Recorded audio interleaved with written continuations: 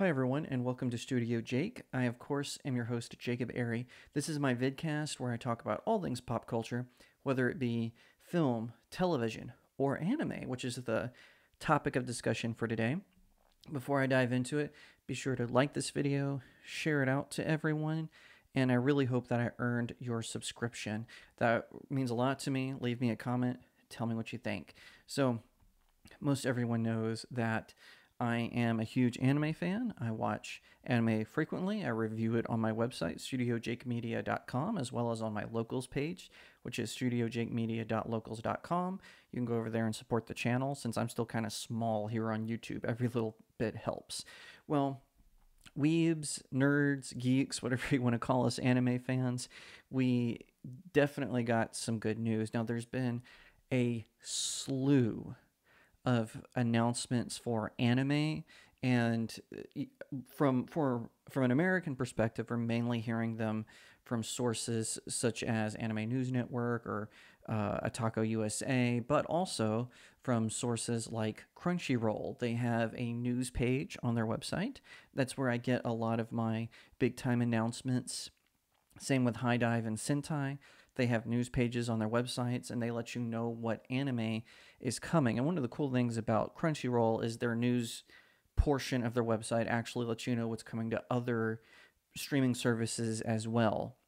So the anime I'm going through are, it's not new that they have been renewed, but we have some updates on them. And I wanted to highlight these 5 specifically that have been renewed for a second season, something we've been waiting for a long time. And like I said, there are way too many renewals for me to go through in one video, so I'm going to focus on these 5 that I am a big fan of. So, or at least ones that I watch. But I'm actually a fan of all of these sans for one, and I'll explain when I get to that one. So up first is Eden Zero. It has been renewed for a second season, and one of the cool things is Hiro Mashima is not just getting his designs, his character designs out there to manga readers, he's also getting them done on music covers.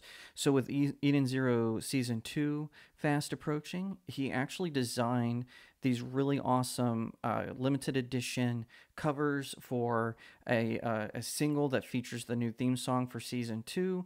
I'll put them up on the screen. They look fantastic. Now, a lot of people criticize Eden Zero. They say it's just fairy tale in space. The characters have very similar designs. Happy is an outright copy of Happy from Fairy Tale, right?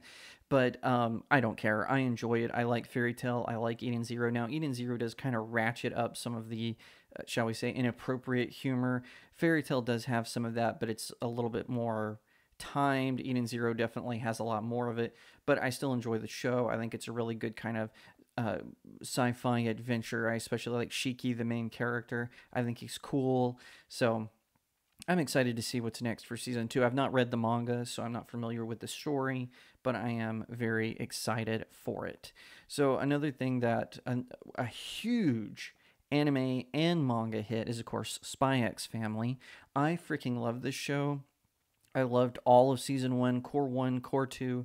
Loved it all. It's fantastic. Again, I haven't read the manga. I'm definitely considering reading it.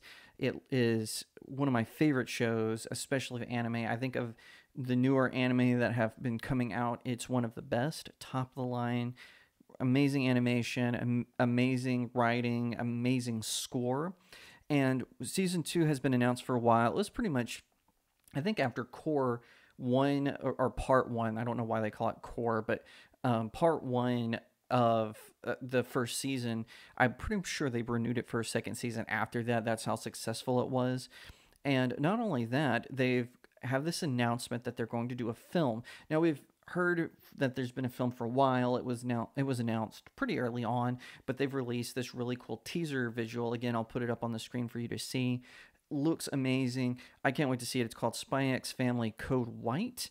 I'm curious to see where this is going to go, where the Forgers are headed in this adventure. I think it's going to be good. I think we're going to see a lot of amazing spy action and espionage comedy in this series. So, of course, One of my favorite animes is Jujutsu Kaisen. Again, another phenomenal of sort of the modern anime.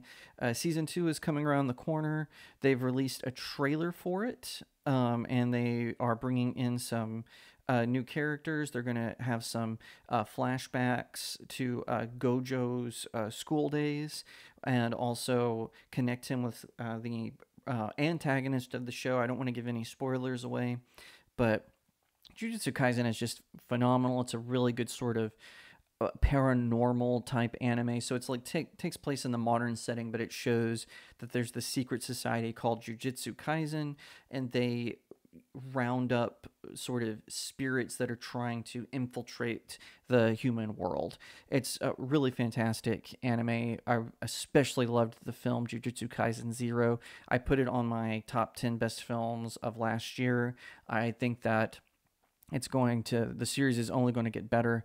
I look forward to seeing it. Now the manga is ending, so I have a feeling that the anime will end in a similar fashion. Not read the manga yet. That's another one that is on my list.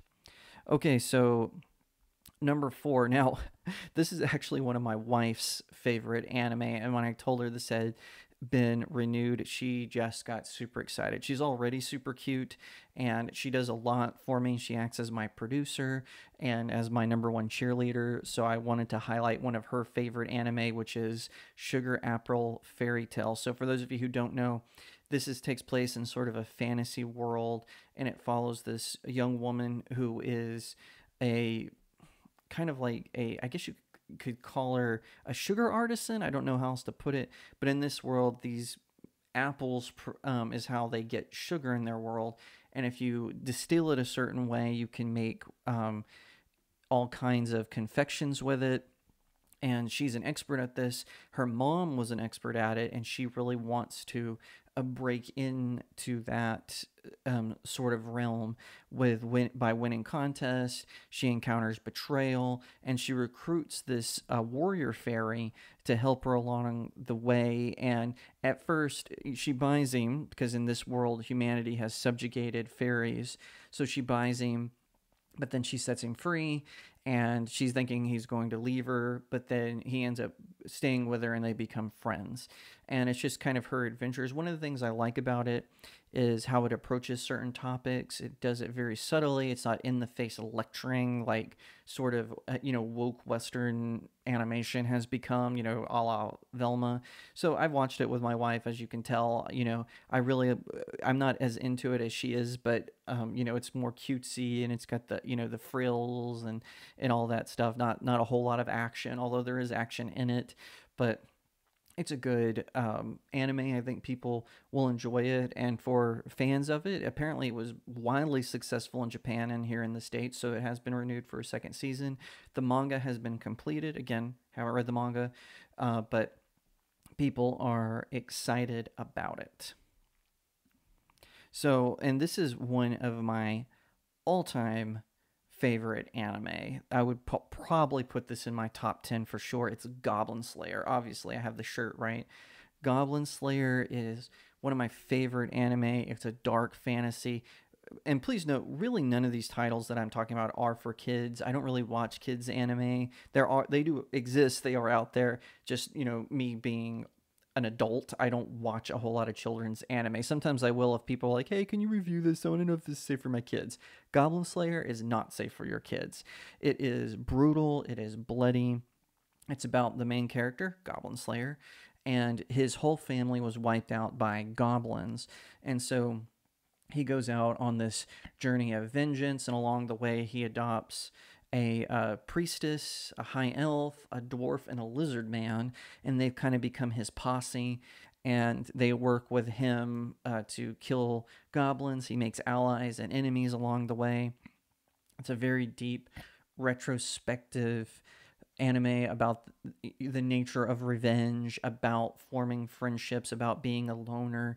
It's very interesting, very entertaining. It has kind of like this view of whereas Goblin Slayer, he only focuses on these sort of low-level missions where he's taking out goblins, but then it has kind of a juxtaposition of other heroes who are fighting like the big baddies, like demon lords and all kinds of stuff. But it shows how you know, his work is just as important as what's going on in sort of with the big heroes. You know, he's sort of unknown, although he is, because he has slayed so many goblins, his legend is starting to grow a little bit. But I highly recommend it. I think season 2 is going to be fantastic. I think it's going to be amazing. I can't wait to see adventures. Now, Goblin Slayer, I've not read the manga like the previous titles, but I do plan on reading it. They have a ton of spin-offs. They have Goblin Slayer Zero, I think, which is sort of a prequel. I'm curious to see what they're going to do with that. And the movie, by the way, is fantastic. I reviewed it on my website. Definitely check it out. You don't need to see the series to appreciate the movie. You might be a little confused about some of the characters, but the movie is still good. I highly recommend it. I think it's great. Again, not for kids. So again, now this isn't a season 2 one, so this is sort of a bonus announcement, but I am so excited about this. This is probably in my top 5 favorite anime, and that is My Hero Academia. Everyone knows I'm a sucker for a good superhero story. Obviously you can see Batman up here. You can see Cyberfrog down there. The Sharon Spiderbot from Disneyland that's, connected to the Spider-Man ride. Freaking love superhero stuff. And one of my all-time favorites is My Hero Academia. I've got the hat from UA High School.